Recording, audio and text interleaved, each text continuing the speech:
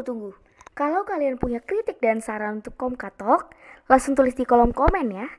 Dan sebelum lanjut ke videonya, kami menyarankan untuk tonton sampai habis dan jangan di skip, supaya infonya nggak setengah-setengah. Selamat menonton! Kembali lagi di Komkatalk-nya OMK Santo Lukas. Nah, edisi kali ini kita akan berbicara tentang hal yang umumnya sering terjadi pada setiap orang, yaitu depresi. Lalu seperti apa pandangan gereja Katolik tentang depresi, stres atau hal-hal yang lain? Kali ini kita akan berbicara langsung, menggali informasinya dengan narasumber kita. Kali ini bersama dengan Pastor Iwan Yamrewaf MSF. Selamat malam, Pastor. Malam Rizal, apa kabar? Oh, baik-baik. Pastor sehat? Sehat, aman. Oke. Berbicara mengenai depresi atau stres, Pastor, itu sebenarnya dua hal yang berbeda atau sebenarnya sama? Ya, kalau untuk orang kebanyakan itu disamakan. Stres, depresi, sebenarnya masih satu lagi tambahan, frustrasi. Oke, frustrasi. Tampaknya memang mirip, tiga saudara kembar gitu. Tapi kalau dilihat lebih detail, dalam arti kalau mau dilihat secara ilmiah, dalam kajian ilmu-ilmu, terutama ilmu kejiwaan, ya pasti berbeda. Stres, depresi itu dua hal yang berbeda. Tidak bisa disamakan. Definisinya berbeda, lalu cara mengatasinya pun berbeda. Kemudian resiko yang dihadapi oleh orang yang mengalami itu berbeda, lalu implikasinya berbeda juga. Itu stres dengan depresi. Oke. Kalau seperti itu berarti memang ya seperti yang Pastor bilang tadi, treatment untuk ininya seperti treatment penyembuhan atau gimana itu juga beda juga ya, Pastor. Ya. Oke. Kalau seperti itu, kita bisa tahu tidak, Pastor, ciri-ciri orang depresi atau ciri-ciri orang stres itu kayak gimana sih? Atau gejalanya lah, kira-kira seperti itu. Nah, pertama gini, kita harus clear dulu ya. Stres itu apa? Depresi itu apa? Nah, kita mulai dari yang paling gampang aja deh. Stres. Kayak kalian tadi, ketika mulai setting segala equipment itu kan, iya, ada kendala teknis, inilah, itulah. Terus yang kalian rasakan apa? Ya bener-bener, ya dongkol, ada. Dongkol, gugup ya? Gugup bener, ya betul. Gugup, jengkel juga kan, macam. Nah, yang umum dialami oleh setiap orang itu adalah stres. Oke. Ya. Stres itu kalau mau disederhanakan begini, ada banyak definisi tentang stres, tapi kalau mau disederhanakan begini, stres itu adalah sebuah respon fisik, emosional, pikiran, dan perilaku terhadap sebuah peristiwa atau seseorang yang dianggap mengganggu atau mengancam orang tersebut. Itu definisi stres. Misalnya gini,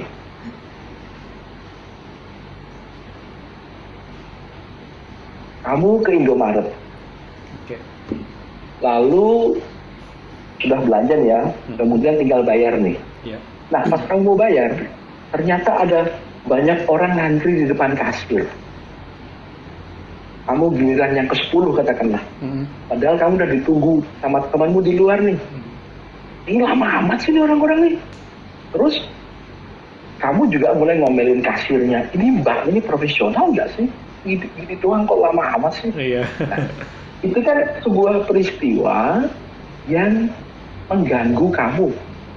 Hingga respon fisikmu apa? Misalnya kamu mulai garuk-garuk kepala lah, walaupun tidak gatal, lalu mulai pukul-pukul tangan lah, itu yang fisik. Lalu yang emosional, nah ini dongkol, Iya. jengkel. Itu responnya ya. Terus kan, itu responnya. Sehingga stres itu bisa terjadi kepada siapapun dan dimanapun. Nah, itu definisi stres. Sementara depresi itu lebih ke istilah klinis. Artinya, sebuah situasi yang menuntut sebuah tindakan klinis untuk membantu orang yang mengalami depresi. Nah, makanya gini nih, kalau orang sering stres, terus nggak diapa-apain, nggak diberesin, nggak dibantu, bolak-balik stres gitu, karena kerjaan, putus cinta lah, banyak utang lah, apalah. Nah, ini lama-lama numpuk, terus nanti suatu ketika tanpa disadari dia bisa jadi stres, jadi depresi, Oh, depresi. Nah, depresi ini ada yang ringan, menengah, dan berat. Nah, ada kalau sudah kategorinya menengah juga dan ya. berat, iya. Nah, kalau sudah menengah dan berat, nah ini harus dibantu oleh tenaga profesional. Psikolog ya. Kalau enggak, resikonya itu sangat sangat membahayakan, bisa sampai bunuh diri. Oh, berarti kita bisa mengambil kesimpulan berarti orang-orang yang bunuh diri itu kemungkinan itu karena memang depresi yang tingkatnya sudah level berat begitu ya. Ya, salah satu penyebab ya, bukan satu-satunya penyebab. Iya. Salah satu penyebab orang bunuh diri bisa saja karena depresi berat. Iya. Oke. Ini berat juga berarti kalau misalnya sudah seperti ini. Lalu kalau kayak gitu Pastor, itu bagaimana sih sebenarnya kita mengetahui gitu kita gejalanya ya? Gejalanya itu seperti apa? Oke. Dari yang lain dulu nih, stres dulu tuh depresi dulu nih? Stres lah dulu ya. Stres aja lah, kita mendingan ngomongin stres. Karena kalau ngomongin depresi itu berat. Oke, sudah.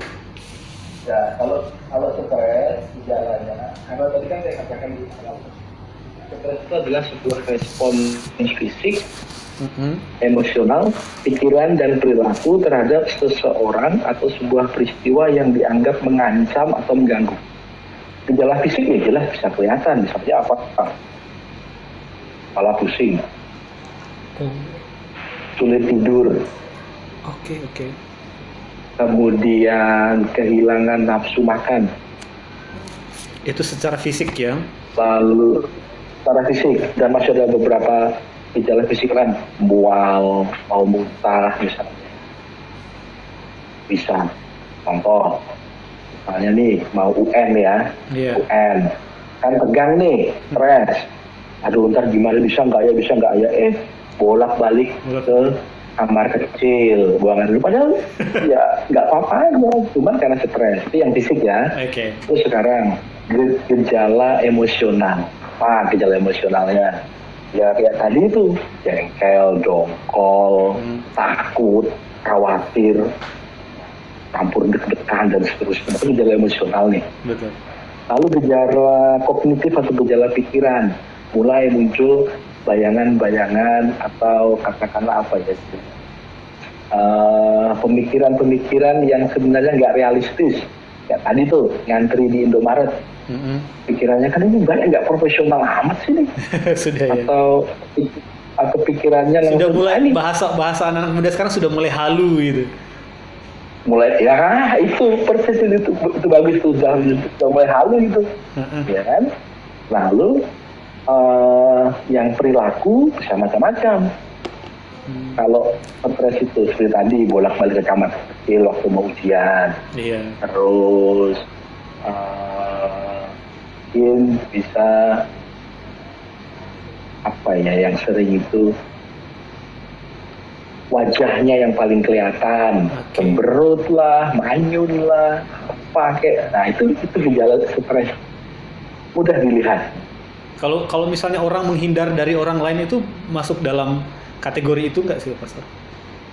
Nah, kalau orang menghindar dari orang lain, kita nggak bisa langsung ngejudge bahwa orangnya stres, orangnya depresi, harus dilihat dulu. Karena itu kan ada banyak kemungkinan penyebab. Ya. Nah, apakah stres bisa membuat seseorang menghindar dari orang lain? Bisa sekali.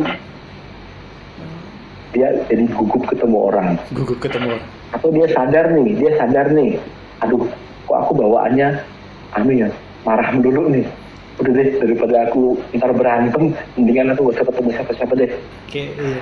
Di WA nggak dibales, di telepon nggak diangkat. Padahal kelihatan online tapi nggak dibales. Dongkol banget kita. Oke, bener ya. Di chat nggak centang biru ternyata gitu. Pernah ya, Sal? Pernah sih, Pastor. Kalau yang itu tadi bicara tentang stres, kalau misalnya yang depresi, Pastor? Nah, depresi itu sederhananya dalam bahasa awam itu akibat stres yang menumpuk. Stres yang berlebihan. Stres yang menumpuk, berlebihan, tidak disalurkan, atau orang yang bersangkutan tidak tahu caranya untuk menyalurkan stres, atau istilah teknisnya itu coping mekanismenya itu dia nggak tahu gimana nih caranya saya mengatasi stres saya nih, stres manajemennya dia nggak tahu. Lama-lama numpuk, bisa jadi depresi. Mulai dari yang ringan, nanti kalau itu terus menengah, ntar depresi berat. Gejalanya itu lebih mirip kayak yang tadi tapi lebih parah. Misalnya nih, moodnya itu sering ganti-ganti nih. Moodian orangnya ya. Mood-moodan lah kalau orang Jawa bilang itu. Nah, hari ini hai, ntar siang udah ngomel-ngomel. Terus pada umumnya itu susah tidur, sehingga dia mengalami yang namanya kekurangan tidur. Hingga pagi bangun tidur itu masih kucek uyul-uyulan gitu, kayak orang belum istirahat. Sampai nanti akhirnya dia akan menarik diri dari pergaulan sosial. Oh, gitu ya. Kalau depresi berat, dan dengan demikian fungsi dia itu menjadi terganggu. Kerjaannya berantakan, atau kalau dia masih sekolah itu nilainya drop. Atau kalau dia punya pacar misalnya ya, pacarnya bingung, ini pacarku kenapa sih nih? Padahal udah lewat waktunya datang bulan kok masih kayak gini sih. Waduh. Nggak bisa juga. Iya. Atau kalau yang sudah menikah misalnya bingung dengan suami atau istrinya, ini kenapa si suami saya kok begini? Nggak masuk kantor, alasannya males lah, apalah. Itu bisa terjadi. Oke. Lalu itu dari dua yang tadi depresi dan itu faktornya itu bisa dikatakan faktornya itu penyebabnya dari faktor genetik nggak sih, Pastor? Ada ininya nggak? Bisa sekali. Nah, kalau mau disederhanakan begini, penyebab stres itu ada dua. Faktor internal dengan faktor eksternal. Faktor internal itu artinya dari dalam diri sendiri. Iya.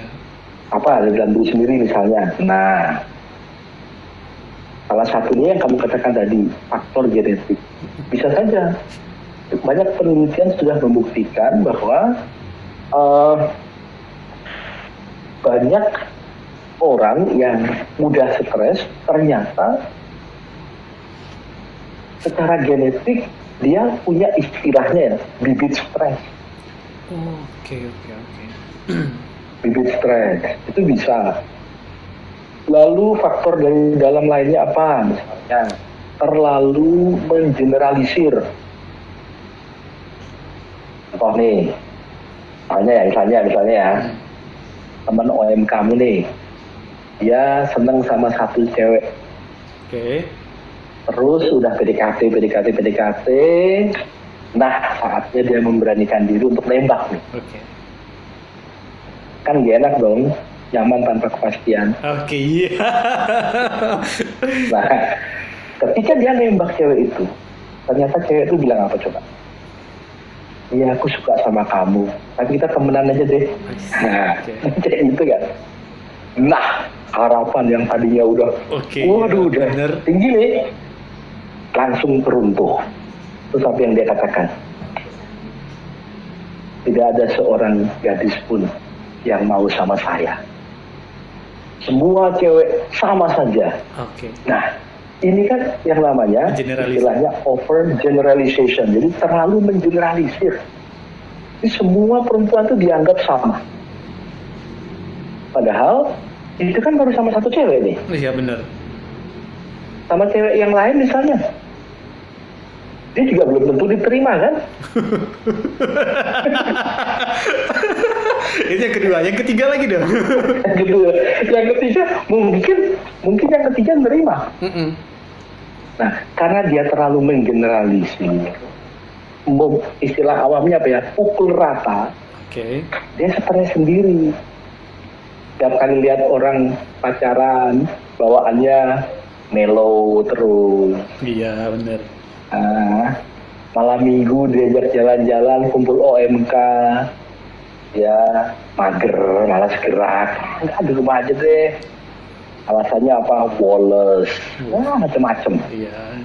Tahu woles nggak? Slow, nah itu. Nah, itu terlalu mengeneralisir. Itu faktor internal. Atau terlalu khawatir juga bisa membuat stres. Faktor dari luar, ya banyak sekali faktor dari luar. Kita kan nggak bisa mengendalikan faktor-faktor dari luar, toh. Kayak di Indomaret tadi. Iya. Atau kalau kalian yang belum lama ini terjadi di Samarinda apa? Banjir. Iya benar.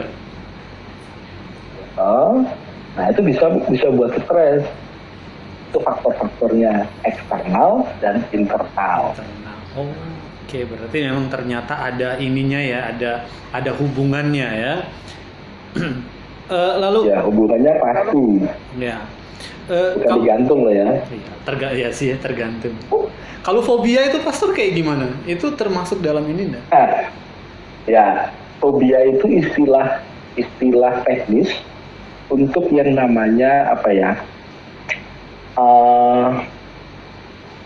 Sebuah ketakutan yang irasional. Yang muncul akibat pengalaman yang pernah dia alami dulu. Contoh fobia apa nih? Misalnya fobia ketinggian. Setiap kali dia naik bangunan yang tinggi nih, berapa lantai, dia udah gemetar, kakinya gemetar, mulai keringat dingin muncul, ya, jantungnya mulai berdetak lebih cepat. Kenapa? Karena mungkin dulu dia pernah jatuh dari pohon pepaya. Manjat pohon pepaya. Atau pohon apalah terserah. Dia pernah jatuh misalnya kan. Nah dia fobia dengan ketinggian. Atau fobia yang lain. Fobia itu ada banyak itu. Iya sih. Fobia, ada yang namanya klaustrofobia. Itu takut kalau berada dalam ruangan tertutup. Ya, misalnya dulu dia waktu kecil, saking bandelnya nih, dia dihukum sama papahnya, disuruh di dalam kamar mandi. Misalnya ya. Nah, di situ kan dia mulai membangun yang namanya ketakutan terhadap ruangan tertutup. Sehingga setiap kali dia masuk sebuah ruangan, lalu pintunya ditutup, mulai panik sudah. Kepala pusing lah, panik. Nah itu kok namanya fobia. Dari semuanya itu, Pastor, bagaimana sebenarnya cara kita untuk menangani itu? Menangani apa? Menangani masalah-masalah tadi, entah stres atau depresi tadi itu.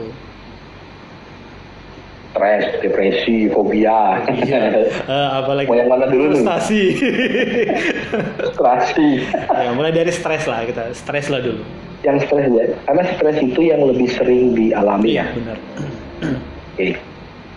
Caranya ngatasin gimana? Sebenarnya mudah, tapi sering banyak orang itu nggak tahu. untuk mengatasi stres. Yang penting satu, tahu apa sih yang nyebabin aku stres itu dulu. Oh, tahu penyebabnya dulu ya, sumbernya. Iya dong, kalau nggak tahu penyebab itu mau gimana coba? Iya. Sumber stresnya ini apa sebenarnya? Itu apa yang istilahnya stresor yang membuat orang stres, itu stresor namanya. Nah, kalau udah tahu itu, enak aja kita tinggal, oh ini penyebabnya nih, udah, itu ini yang harus aku atasi. Nah, terus cara berikutnya apa? Perbanyaklah humor dan tertawa. Oke. Humor dan tertawa. Mengapa demikian? Ini kayaknya simple kan? Iya, simple benar ini. Simple. Sederhana. Cuman kalau kita lihat secara medis,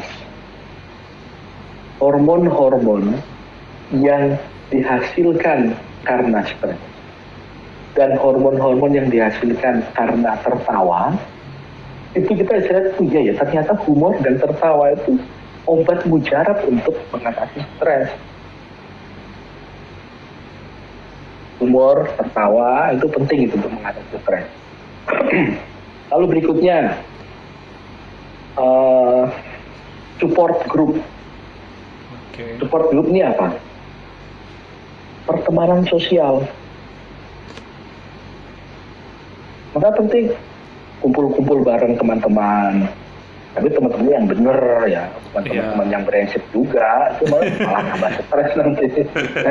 Teman-teman yang bener. Kan nanti di situ ada saling yang namanya saling mendukung. Kasih masukan saling support. Itu. Kemudian cara yang lain lagi yang sering kali digunakan anak-anak muda itu adalah dengerin musik. Musik-musik yang soothing calm itu bisa membantu. Karena musik-musik jenis itu bisa membuat seseorang itu masuk dalam istilahnya itu keadaan terhipnotis. Kontemplasi. Nah itu kalau bisa sampai ke sana malah lebih bagus. Itu yang disebut dengan focus meditation. Jadi meditasi yang fokus. Nah, ini yang agak sulit untuk manusia-manusia modern zaman sekarang itu. Ya. Nah, karena sulit, lalu orang menciptakan yang namanya musik-musik yang soothing calm itu, musik for relaxation, music for sleeping dan seterusnya. Itu kan salah satu cara untuk membantu orang mereduksi tingkat stresnya. Stres ya. Nah, lalu jangan lupa, kita kan orang Indonesia nih, orang beragama. Nah, ternyata agama itu juga terbukti dari banyak penelitian bisa membantu orang mengolah stres. Apa misalnya? Lewat doa-doa, pertemuan bersama, sharing iman.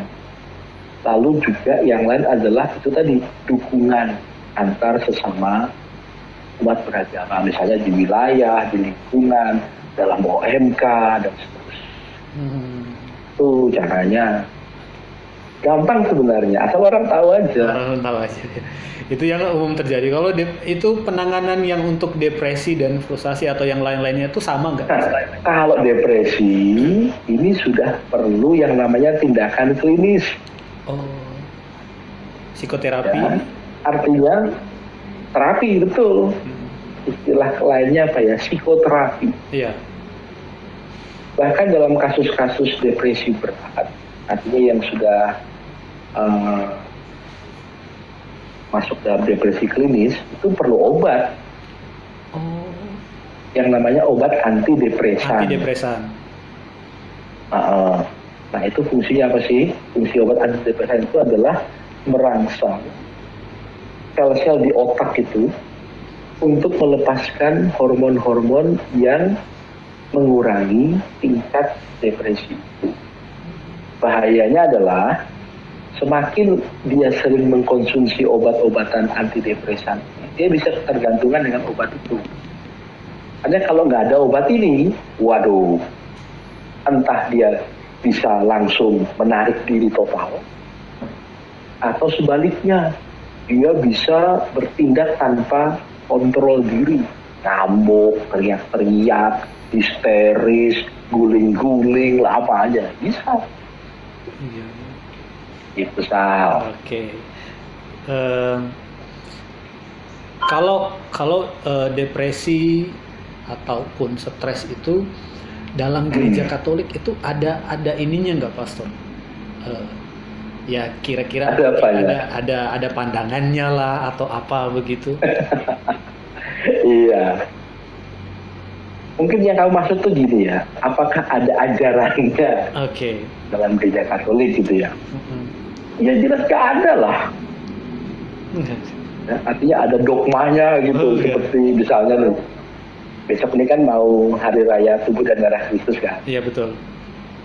Nah itu kan ada dogmanya nih. Mm-mm. Apakah stres, depresi itu ada dogma depresi, dogma stres? Ya jelas gak ada lah. Baik. Oke, baik. Karena memang itu bukan domainnya Bukan domainnya. ajaran gereja. Ya, tetapi ada banyak sekali dokumen gereja tentang bagaimana kita menyikapi dan membantu saudara-saudari kita yang mengalami stres atau depresi itu ada. Oh, Tapi bukan dogma lah, bukan ajaran lah ya. iya. Oke lah. Kalau semua itu tidak ada dalam dalam dogma atau ajaran resmi gereja ya. Memang tidak ada ya. Tapi sudah tadi Pastor jelaskan ada dokumen-dokumen tertentu yang kemudian membantu orang-orang yang memang secara kejiwaan lah katakan seperti itu bermasalah. Ya betul. Okay. Ya. Artinya bahwa memang gereja tidak lepas begitu ya, Pastor, untuk hal-hal yang seperti itu.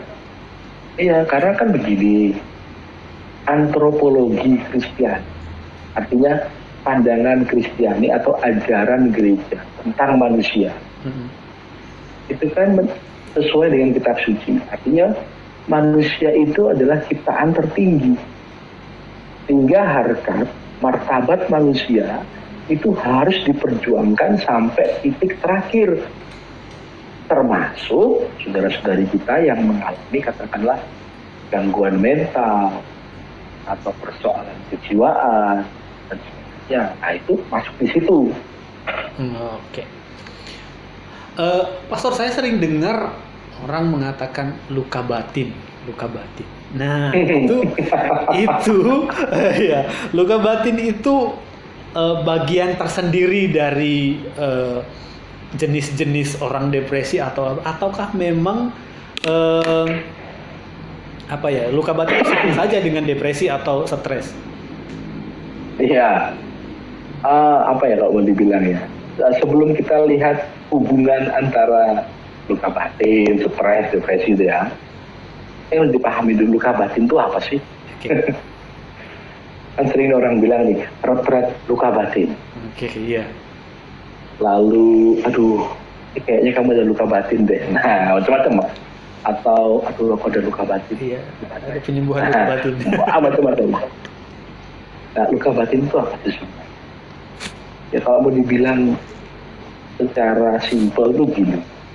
Luka batin itu kan ada akibat yang ditimbulkan oleh pengalaman yang menyakitkan atau pengalaman traumatis, sehingga yang dirasakan oleh orang itu bukan pengalamannya, tetapi pengaruh pengalaman itu. Nah, itu yang disebut luka batin. Contoh nih, gampang ya.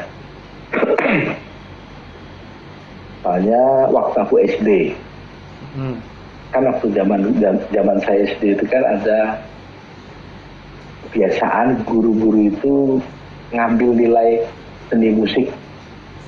Caranya maju satu-satu terus disuruh nyanyi. Mau lagu perjuangan kek, lagu apa kek, pokoknya nyanyi. Pada kelas nih, kan ada nih anak-anak yang nggak pede kalau harus nyanyi di depan teman-temannya. Iya benar. Udah maju, terus ngelihatnya ke bawah, hanya ngelihat lantai, suaranya nggak keluar-keluar. Diketawain pula. Diketawain teman-temannya. Gurunya marah, jengkel kan? Iya. Ngomel lagi, dasar anak bodoh, nyanyi aja nggak bisa. Teman-temannya makin rame nih. Oh iya, heboh sudah. Sampai akhirnya apa? Dia ngompol kencing di celana.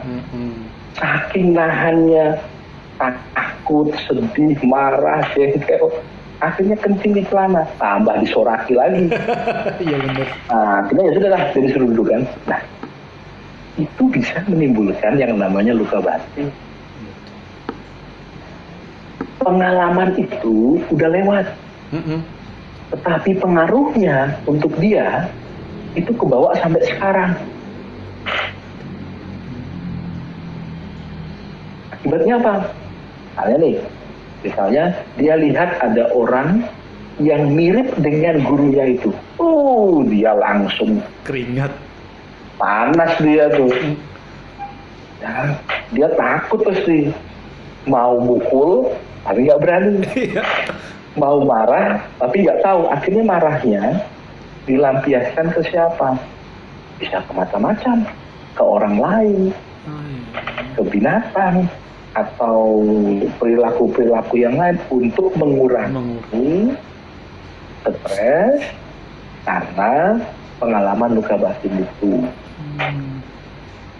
Itu bisa terjadi. Sehingga yang mempengaruhi itu bukan lagi pengalamannya, tapi pengaruh pengalaman itu untuk orang yang bersangkutan. Oke, ya betul ya. Itu penanganannya sama juga nggak Pastor kalau dengan yang depresi, dengan yang stres tadi itu? Beda dong. Oke. Seperti apa? Beda penanganannya. Kalau luka batin itu cara penanganannya adalah ya harus disembuhkan. Nah, ini juga penting nih. Yang dimaksud dengan penyembuhan luka batin, entah dengan macam-macam cara ya, itu bukan berarti hilang sama sekali. Tidak bisa. Karena pengalaman itu sudah menjadi bagian dari hidupnya. Oh, seperti itu. Ya, nah yang dikatakan sembuh itu apa? Sembuh itu berarti pengaruh pengalaman itu tidak lagi mengendalikan dirinya. Itu yang dikurangi. Contoh, nah itu yang disebut dengan penyembuhan. Seperti tadi anak SD itu kan, setelah dia gede nih, pokoknya ketemu dengan orang yang suaranya mirip gurunya, wajahnya mirip gurunya, perawakannya mirip gurunya, jalannya mirip gurunya, pokoknya apapun yang berkaitan dengan itu sudah langsung menimbulkan emosi-emosi yang tidak stabil. Nah, kalau dia belum disembuhkan, itu selamanya dia akan membawa pengaruh. Kayak gitu ya. Nah, ketika lewat proses penyembuhan, pengaruh ini mulai berkurang, sehingga setiap kali bertemu dengan orang yang mirip gurunya lah, apalah, dia tidak lagi misalnya nih marah, takut, sedih, pengen ngompol dan seterusnya. Kayak gitu, itu yang disebut dengan penyembuhan. Itu. Berarti memang yang dikurangi itu adalah hal-hal yang membuat dia bisa membuat dia luka batin, tetapi memang sakitnya itu masih terasa ya. Pasti masih terus terasa ya. Pasti. Makanya itu kan menginspirasi kita kan, sakitnya tuh di sini. Berarti dia luka batin. Iya, hanya di sini. Di sini juga. Aduh. Di mana-mana sakit. Nah, yang dikurangi itu pengaruh pengalaman traumatis itu. Oke. Pastor, bagaimana kita kemudian mengontrol emosi? Ya, ketika kita senang, ketika kita sedih, lalu marah, itu bagaimana sih sebenarnya kita cara mengontrol emosi-emosi kita itu? Ya, yang sering dibilang orang kan, gimana sih caranya mengendalikan emosi? Iya, benar. supaya kita tidak dikendalikan oleh emosi. Nah, gini, emosi itu kan pada umumnya ditimbulkan oleh yang namanya trigger. Apa Pastor? Trigger atau pemicu. Trigger ya.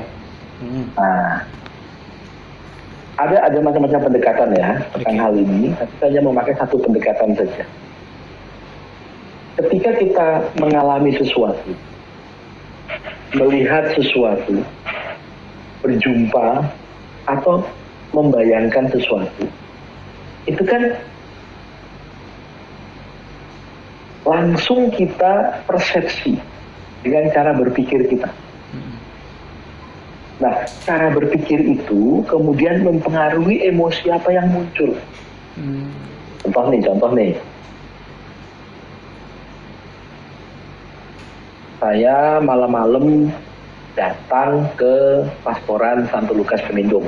Oke. Lewat jalan belakang, aula nih ya. Kan gelap tuh. Lorong itu kan lumayan gelap itu. Iya, lumayan gelap. Nah, sore harinya Romo Cahyo itu lagi nyiram halaman. Oke. Tapi karena teringat, ya udah mau 5:30 nih, aku harus bisa nih. Langsung selangnya ditaruh begitu aja. Lupa disimpan lagi kan. Oke. Malamnya aku datang, begitu jalan ke sana, Kaget. Apa itu? Dikira apa? Ular. Terus aku ngapain? Takut kan? Takut lalu kabur. Iya. Nah, emosi takut itu muncul karena apa?